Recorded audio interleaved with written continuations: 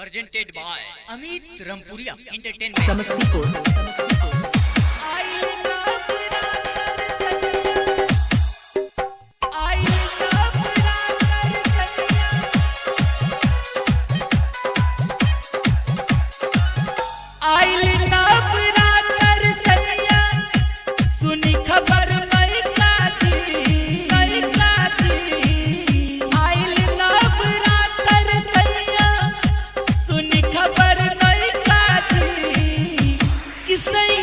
मैया के कृपा से भइल लइका जी, सैया जी मैया के कृपा से भइल लइका जी।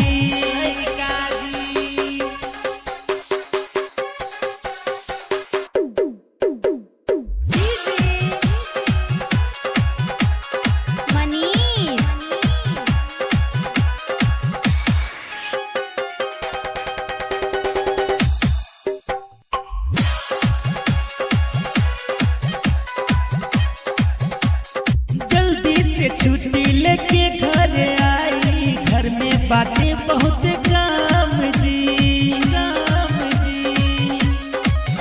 हाँ घर ही में मैया के कलश बैठाई, बुलावे के बाटे समान जी।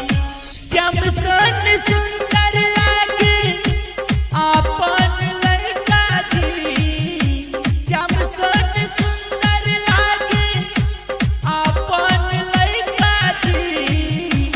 सैया जी मैया के कृपा से भइल लइका जी, सैया जी मैया के कृपा से भइल लइका जी। बारिश नगर समस्तीपुर।